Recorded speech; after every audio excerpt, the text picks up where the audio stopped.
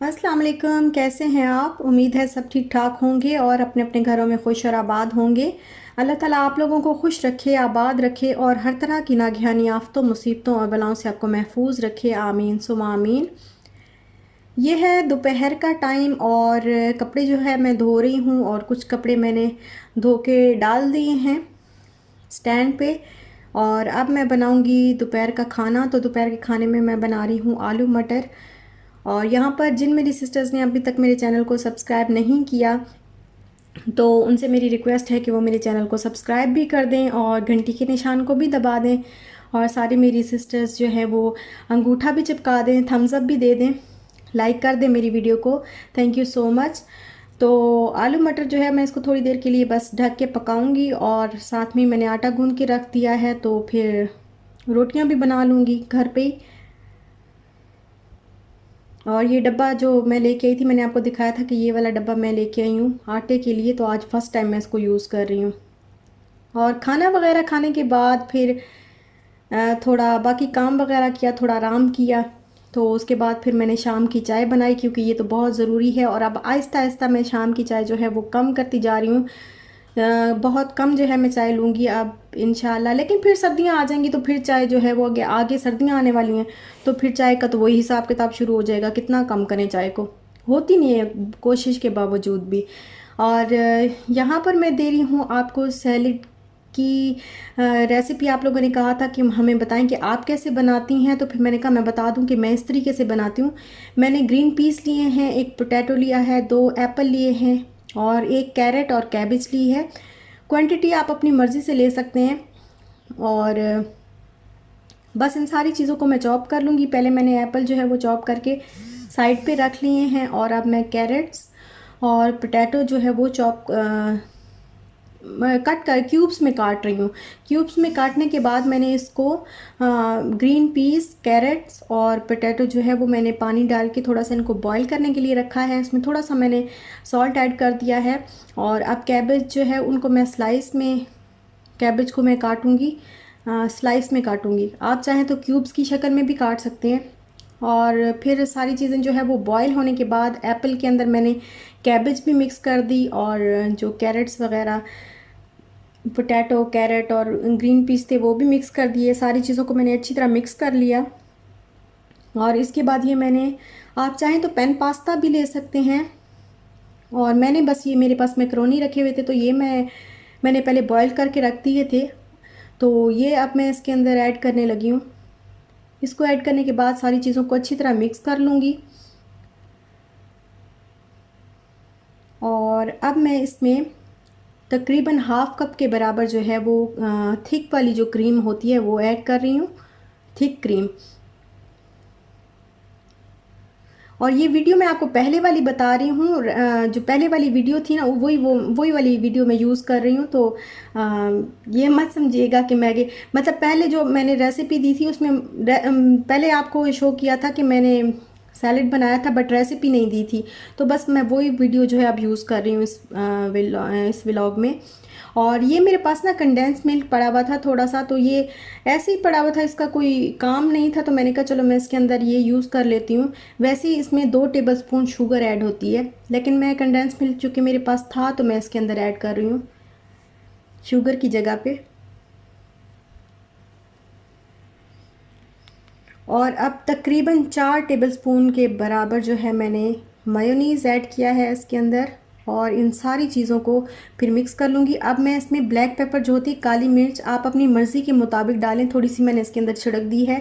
और सॉल्ट भी अपनी मर्ज़ी के मुताबिक इसमें ऐड करें, जितना आपको अच्छा लगता है, जितना आप खा सकते हैं।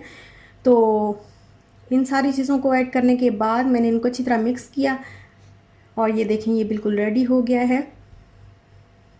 और ये बड़े मज़े का बनता है। चिकन भी ऐड होता है लेकिन मैंने नहीं डाला इसमें chicken. Why do you need this? The Hamad baby loves this feeder. Hamad baby loves this feeder? Really? You Yeah. want to buy for Hamad baby? So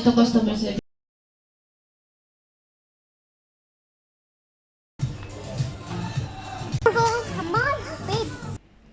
और ये फिर हम मुझे थोड़ा सा उसके बाद जो है शाम की चाय पी। शाम की चाय पीने के बाद हम लोग ज़रा बाहर निकले क्योंकि मुझे चाहिए था एक ऐसा कपड़ा चाहिए था, जब मैं दम वगैरह देती हूँ चावलों को या किसी भी चीज़ को दम देती हूँ, तो फिर वो मेरे पास ना कोई सही वाला कपड़ा नहीं था, तो वो मुझे लेना था।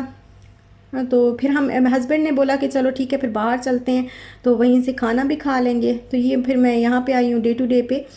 और आज पता है क्या हुआ, मेरे हस्बैंड तो उस टाइम पे घर नहीं थे, और मैं जैसे नमाज़ पढ़ने के बाद, ज़ुहर की नमाज़ पढ़ने के बाद ऐसे मैं अभी जाए नमाज़ उठा रही थी, तो सामने में कर्टन लगा हुआ है, तो उस कर्टन पे जो है मेरी नज़र ऐसे पड़ी।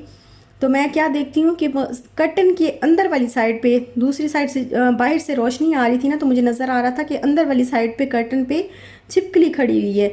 और इतना उस वक्त मैं उसको देखते साथ ही पहले तो मुझे यकीन ही ना आया कि मेरे घर के अंदर छिपकली किस तरह से आ गई है। लेकिन बाद में फिर जो है मैंने हिम्मत बांधी कि अब मैं क्या करूं इसको। मैं तो कभी भी इसको ना मारा है ना मैं भगा, इवन कि मैं देख के ही मुझे उल्टी आने लग जाती। मैं तो कभी भी ना इसके करीब भी नहीं गई, ना कभी जो है मेरे घर में कभी आई भी नहीं है, लेकिन पता नहीं कैसे आ गई। और फिर कोई घर पे था नहीं, हस्बैंड भी घर पे नहीं थे, तो फिर मैंने क्या किया, मैंने कहा ये तो शाल है, तो काट लेगी या किसी चीज़ में गिर जाए तो नुकसानदेह है बहुत ज़्यादा।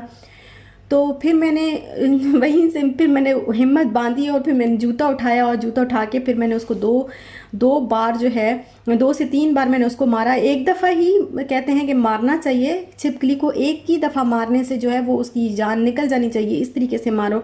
लेकिन क्योंकि मैंने ऐसा कभी किया नहीं था, सारी ज़िंदगी में मैंने कभी ऐसा नहीं किया, तो बस मुझे नहीं पता था कि सही तरीके से उसको कैसे जूता लगेगा और वो कैसे जो है मरेगी। लेकिन मैंने बस उसको एक दफ़ा मारा तो थोड़ी सी हिली, फिर मैंने दूसरी दफ़ा मारा और तीसरी दफ़ा मारा तो फिर वो मर गई। लेकिन उसके बाद फिर मैंने नहीं देखा कि वो पड़ी रही कैसे भी। तो फिर मेरे हस्बैंड आए, उन्होंने फिर उसको जो है वो बाहर फेंका। मैंने कहा मुझे तो वॉमिट हो जाएगी, और खौफ, वॉमिट से ज़्यादा खौफ इतना आता है ना उसको देख के। और वैसे इसको मारना जो है वो सवाब है। और कहा यह जाता है कि रसूल पाक सल्लल्लाहु अलैहि वसल्लम ने फरमाया था कि इसको एक ही वार में मारना चाहिए, क्योंकि एक वार में अगर आप मारेंगे तो आपको 100 नेकियां मिलेंगी, लेकिन जितने वार ज़्यादा होते जाएंगे आपकी नेकियां कम होती जाएंगी, क्योंकि एक जानवर जो है वो फिर तड़पता रहता है। तो मुझे जो मैं अपने हस्बैंड को बोल रही थी, मुझे पता नहीं था कि इसको कैसे मारते हैं, बस जिस तरह भी मैंने इसको 2 से 3 बार हो गए, लेकिन जो है मैंने इसको मार दिया। ये काम जो है मैंने ज़िंदगी में पहली दफ़ा कर दिया है। और यहाँ पे ये देखें, ये सारी जो ये क्राउन भी हैं। जब विशाल का बर्थडे था तो हमने ढूंढा, जब इसका फर्स्ट बर्थडे था तो बड़ा ये क्राउन ढूंढा, लेकिन कहीं भी नहीं मिला। तो अभी मैं देख रही हूँ तो ये देखें सामने जो है क्राउन भी है। और ये कुछ रग वगैरह पड़े हैं। तो यहाँ पे ये वाले कपड़े मुझे बहुत अच्छे लगे थे। इनका ये कपड़ा बहुत अच्छा था, इसका ज़रा मोटा मोटा भी था, बिल्कुल एक ना बारीक सा होता है और धागे धागे सा होता है, वो ऐसा नहीं था, काफ़ी अच्छा कपड़ा था। तो ये फिर मैंने ले लिया। और यहाँ पे ये कुछ सर्फ वगैरह और ये सोप, ये कभी मैंने लिए तो नहीं है, लेकिन और देखे भी मैंने पहली दफ़ा है, यहाँ पे ही देखे हैं। वैसे मैंने कभी कारफोर में ये नहीं देखे।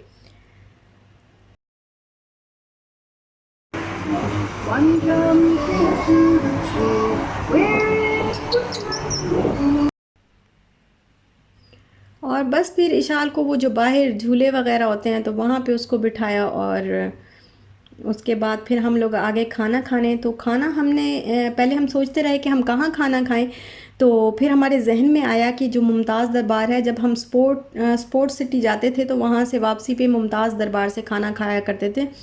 तो अभी काफ़ी दिन हो गए हैं, लास्ट टाइम जब हम मैच देखने गए थे तो हमने खाया था। तो काफ़ी अरसे के बाद फिर हम लोग यहीं पे आ गए। और जब हम यहाँ आए तो बाहर दो वेटर जो है वो बाहर वॉश कर रहे थे इस तरह, और उन्होंने फिर दे दिया इशाल को कि ये देखो आप जो है आके वॉश करो। और इसको तो बस एक जैसे खेल मिल जाता है ना, इसको तो खेल मिल गया, और ये खेलती रही काफ़ी टाइम जो है वो। गाड़ी पे भी फिर इसने पानी डाला और बहुत इंजॉय किया इसने, खेलती रही। और फिर हम लोग आए अंदर। यहाँ का खाना जो है वो काफ़ी अच्छा होता है। और ये देखें, ये सामने ही मैनेजर का रूम है। और काफ़ी अरसे के बाद जो कि हम यहाँ आए हैं तो अच्छा लग रहा था, काफ़ी अच्छा लग रहा था। फिर हमने ये उस इशाल को फिर वो जो रेस्टोरेंट वाले थे उन्होंने फिर ये ला के दिए। और हमने फिर मंगवाए नान और साथ में राइस मंगवा लिए थे, बिरयानी मंगवा ली थी। नान जो है वो एक गार्लिक नान मंगवाए थे और जो बटर नान होते हैं वो मंगवाए थे। तो बड़े मज़े के थे दोनों नान। साथ में दलीम मंगवा ली थी और सीख कबाब, चिकन वाले सीख कबाब मंगवा लिए थे। तो कबाब भी अच्छे थे और दलीम कुछ ज़्यादा ख़ास नहीं लगी मुझे, लेकिन कबाब बहुत अच्छे थे और नान भी बहुत अच्छे थे। और ये देखें, ये गार्लिक किस तरह पीसेस में ना उन्होंने लगाए हुए हैं। बड़े मज़े के जो है ये नान थे। ये जो रेस्टोरेंट है ये अलमुहेसना एरिया में है, मुमताज़ दरबार, और इसका नाम मुमताज़ दरबार है और ये लुलु मार्केट के अपोज़िट साइड पे है। तो काफ़ी अच्छा है और इतना महंगा भी नहीं है, अच्छा रेस्टोरेंट है। और उसके बाद फिर हमने मंगवाई गुड़ वाली चाय। ये आम चाय नहीं है, ये गुड़ वाली चाय है, क्योंकि ये लोग कहते हैं कि पूरे दुबई में पहली दफ़ा जो है वो हमारे ही रेस्टोरेंट पे ये चाय आई है और सिर्फ़ यहीं पे मिलती है। मुझे नहीं पता कि कहीं और से मिलती है या नहीं, लेकिन ये लोग यही क्लेम करते हैं कि और कहीं से भी नहीं मिलती। फ़र्स्ट टाइम जो है ये इन्होंने इंट्रोड्यूस करवाई यहाँ पे दुबई में। तो फिर हम लोगों ने ये चाय पी और ये इतने मज़े की चाय थी, बहुत मज़े की चाय थी।